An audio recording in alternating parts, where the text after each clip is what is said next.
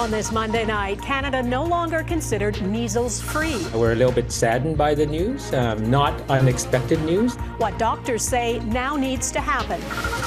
The BBC embroiled in controversy, why two bosses quit and why the U.S. president is threatening to sue.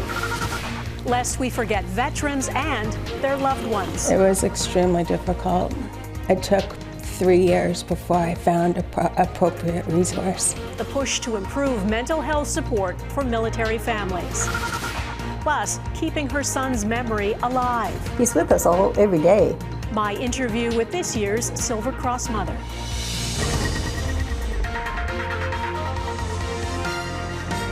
Global National with Donna Friesen. Good evening and thanks for joining us. We begin with the spread of measles in this country. The virus eliminated in Canada in 1998 is making a comeback, and Canada has now officially lost its measles elimination status. Outbreaks have been happening in under-vaccinated and unvaccinated communities in multiple provinces. There have been more than 5,000 cases reported across this country in 2025. The majority are in Alberta and Ontario.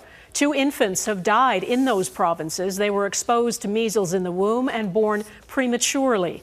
Touria Izri explains the resurgence of this highly contagious virus and why it matters.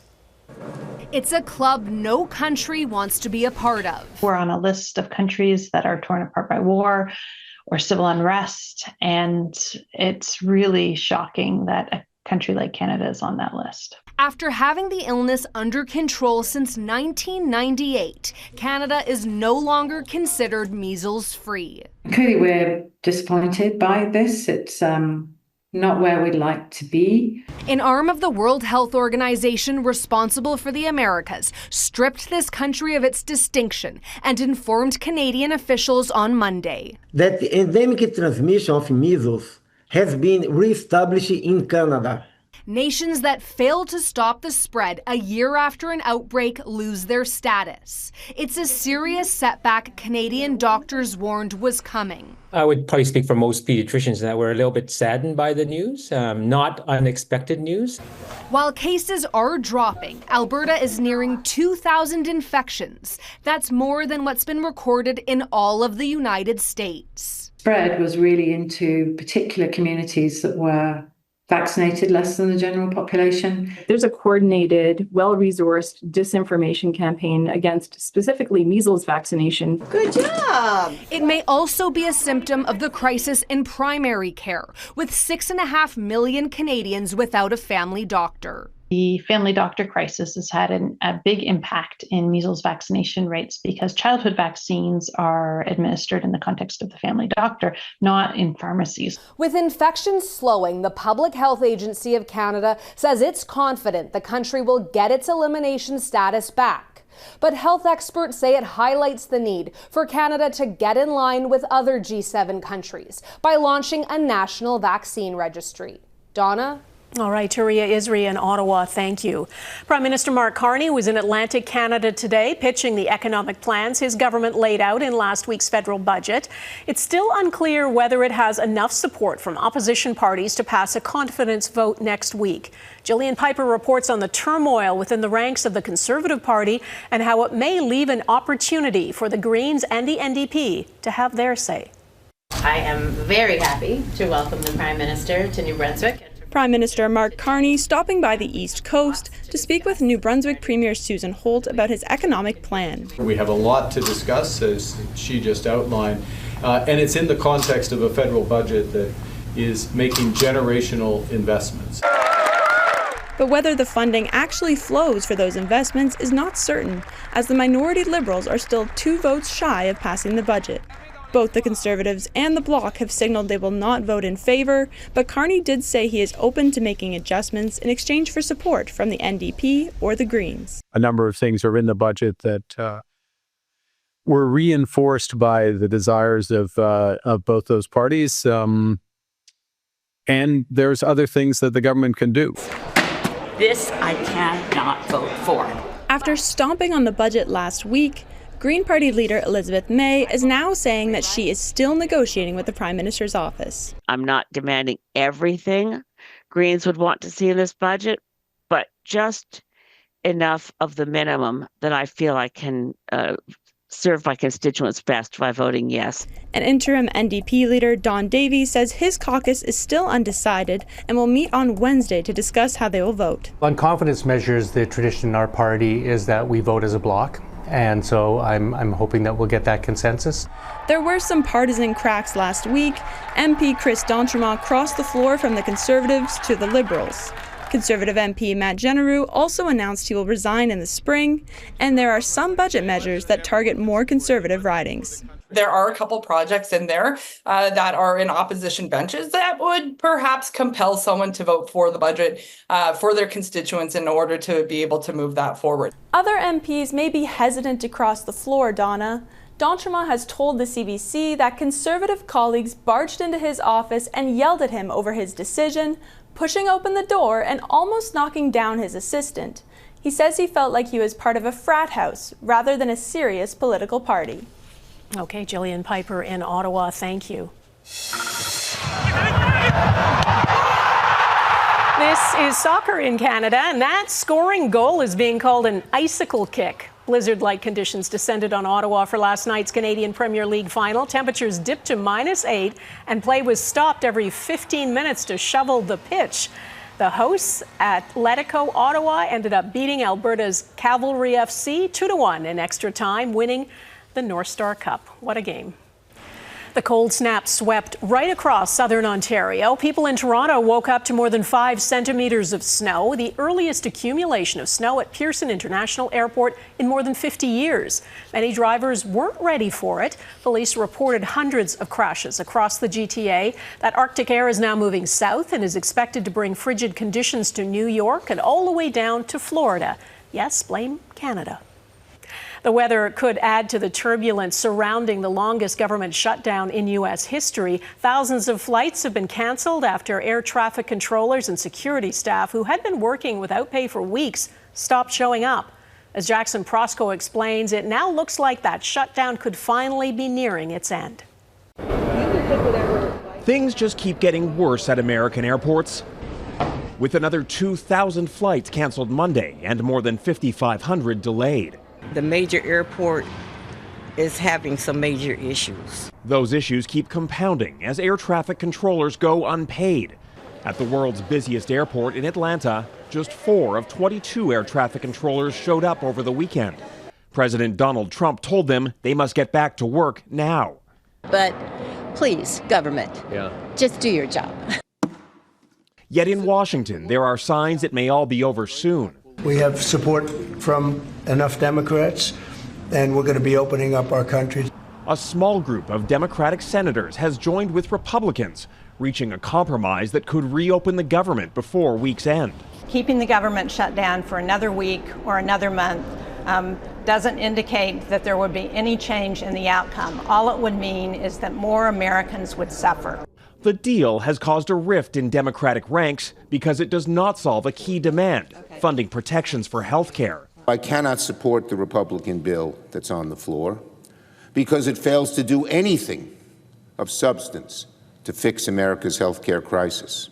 Democrats have only secured a Republican promise to hold a vote on that issue separately once the government is back. Once we get till next year and people are losing their health care and 3 out of 4 of those people are going to be in red states, I think a lot of Democrats are going to realize that the Republicans may have walked into a trap here. As lawmakers go through the motions, Americans are left to pay the price. Once the Senate approves a government funding bill, it goes to the Republican majority in the House, but it's going to take days for lawmakers to get back to Washington for that vote. And Donna, even if they get this done this week, the funding they approve will only last until the end of January, and then the government is at risk of shutting down all over again. All right, Jackson Proskow in Washington, thanks. President Trump has pardoned his former personal lawyer, Rudy Giuliani, and dozens of other allies accused of attempting to overturn the 2020 election results. Trump pardoned 77 individuals, including Giuliani and his former chief of staff, Mark Meadows.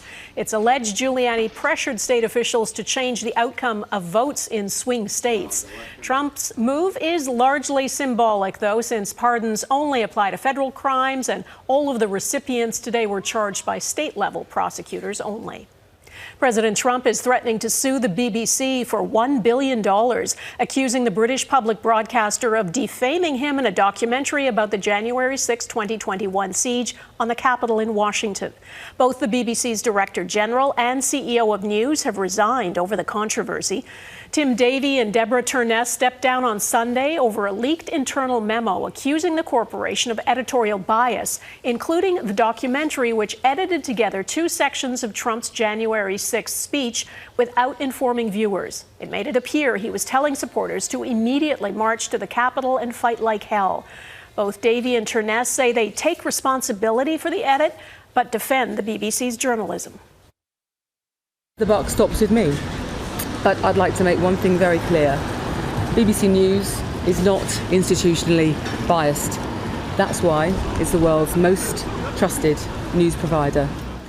In a statement, the BBC says it didn't intend to mislead, but that it wanted to convey the message of Trump's speech in a condensed format. Trump's lawyers are demanding the broadcaster make amends by Friday. They want a formal apology and retraction of the documentary and appropriate compensation to Trump. The former French President Nicolas Sarkozy has been released from jail just 3 weeks into a 5-year prison term. Sarkozy was found guilty of criminal conspiracy over a scheme to obtain election campaign funds for his 2007 presidential race from the regime of the late Libyan dictator Muammar Gaddafi. He maintains he is innocent and describes being in jail as grueling and a nightmare.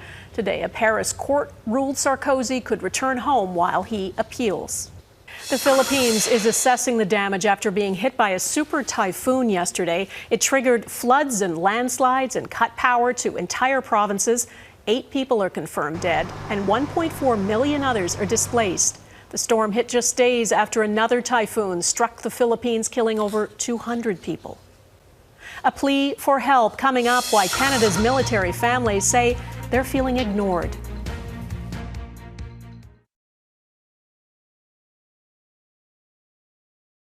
The U.S. Food and Drug Administration is removing a warning on hormone replacement therapies used to treat symptoms of perimenopause and menopause. The so-called black box warning has been used on the medications containing estrogen for more than 20 years. The FDA and other officials say those warnings were based on outdated science and have discouraged women from taking hormone therapy. The labels will now be rewritten, clarifying the risks for some women and acknowledging the long-term health benefits for most others. Canadian military members sacrifice so much to serve this country, and so do their families, who move frequently, spend long periods of time apart from their loved ones, and often witness the impact of PTSD. Now the spouses of some veterans are speaking up. Heidi Petrachuk talked to them about what they're fighting for. They sent this picture home with Jordan when he was repatriated back to Canada. Almost 20 years ago, Amanda Anderson went through what no wife should. Her husband, Corporal Jordan Anderson, was killed along with 5 other soldiers by a roadside bomb in Afghanistan in 2007. Months of intense grief followed, and when she needed help to heal, Anderson felt abandoned by Veterans Affairs. I did not get mental health care after my husband died. I was offered, at that time, the policy was 10 sessions. She says not much has changed. Short-term help is now 20 sessions, but extended care is tied to the veteran. If the veteran is gone, VAC's mental health supports eventually disappear. We do not receive counseling in our own right. Jessica Ruth's husband, an RCMP officer with PTSD, died by suicide in June. We were given 6 months. Having to fight for continued benefits is already weighing on me. Ruth Anderson and an RCMP veteran have now joined forces on a petition to change that, gathering more than 5,000 signatures to present to Ottawa. I have lifetime access to mental health professionals related to my service, as needed, as my mental health professional indicates. That extension should be offered the very same to families. An issue Veterans Ombuds reports pinpointed in 2016 and 2021. In a statement to Global News, Veterans Affairs acknowledges the purpose of providing mental health services to family members is to support the veteran's treatment or rehabilitation. It points to its 24-hour mental health phone line, but Anderson notes that's capped at 20 hours of care. To her, it's simple. And the family of the injured will get mental health care through their veteran and the family of the deceased will get short-term care. And I wonder, how is that equal? The lifetime sacrifice of veterans and their families, she says, deserves equal support. Heidi Petracek, Global News, Halifax. Ahead, a veteran reflects on what's known as the Forgotten War.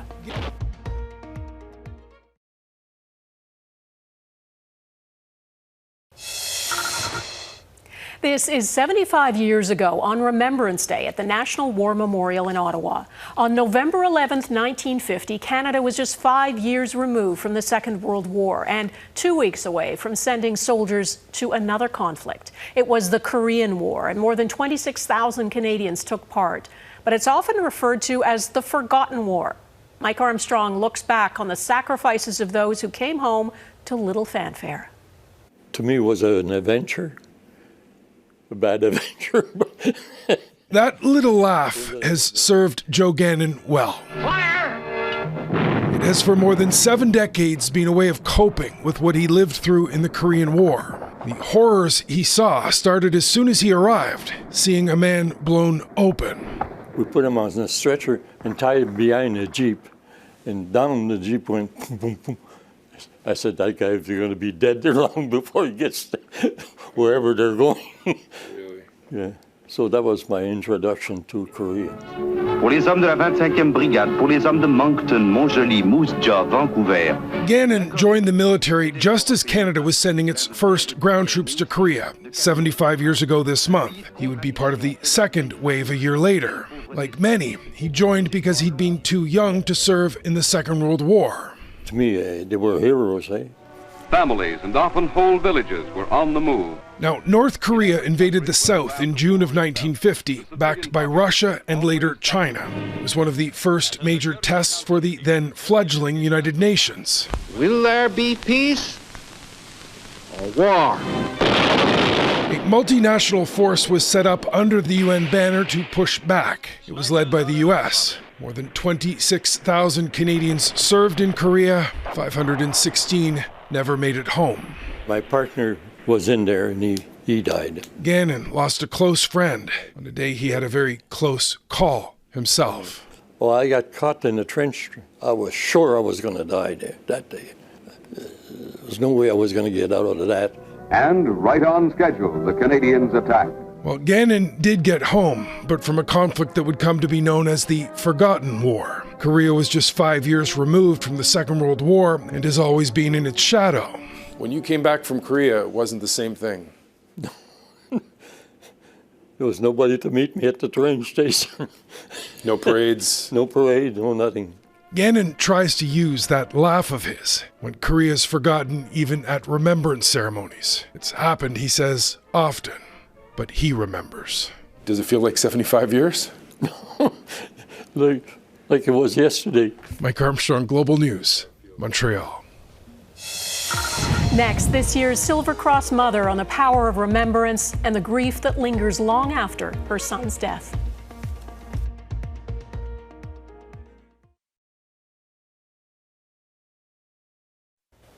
Every November, the Canadian Legion chooses a Silver Cross mother to represent all mothers who have lost a child in military service. This year, it is Nancy Payne from Lansdowne, Ontario. She lost her son, Corporal Randy Payne, in Afghanistan in 2006. And though 19 years have now passed since that dreadful day, she told me it never gets easier. This Veterans Memorial near her home is a place of solace for Nancy Payne. Her son's name is etched on a bench here. Does it help to come to a place like this? I used to come just about every day at first and just sit on the bench and just talk to him. He was on his first tour of duty in Afghanistan. Aged 32, Corporal Randy Payne trained with the military police and was serving with a close protection unit assigned to protect VIPs. The vehicle he was in hit a roadside bomb, killing him and 3 other Canadian soldiers. I got a phone call about 3 or 3:30 in the morning. And I just kept saying, oh, my Randy, my Randy, my Randy. Born on a base in Germany, Randy was raised in the military. His father and brother both served too. You were there when he got the phone call to say he was going to be posted to Afghanistan. Exactly, yes. And he was so happy about it and up for it, and I'm thinking, oh, but I had to be happy for him. And she was there the day he flew out. How did you feel? Well, I never dreamt it would be the last time I'd see him. The church couldn't hold all the mourners at Randy's funeral. He left behind his wife, his daughter, and son, who at age 7 read a poem at his father's funeral. When you see only one set of footprints, it was then that I carried you.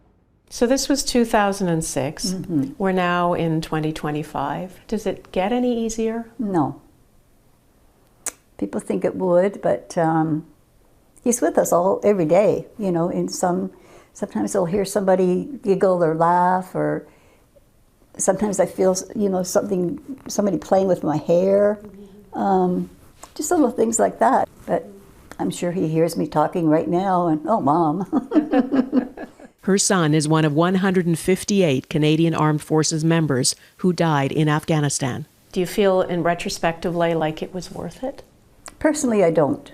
I don't see any good, really, outcome from it. That's just my view. That's in Trenton when they were just waiting for the plane to load. She's left with memories. A mother, she says, never forgets. And is there something about seeing his name that keeps, and saying his name, that keeps his memory alive for you? Yes. And I think that's why I speak a lot at functions, just to keep that memory alive. We can't forget them. And Nancy Payne will take part in the ceremony in Ottawa at the National War Memorial tomorrow. We will have live coverage of that service tomorrow morning, starting at 10:30 Eastern, 7:30 Pacific, right here on Global. That is Global National for this Monday. I'm Donna Friesen. Tonight's Your Canada reflects remembrance with this truck in Sydney, BC, a Lest We Forget flag in Georges Lake, Newfoundland and Labrador, and the cenotaph in Tobermory, Ontario. Please send your pictures of Canadian pride to globalnational@globalnews.ca, and thanks for watching. Hope to see you here again tomorrow. Bye-bye.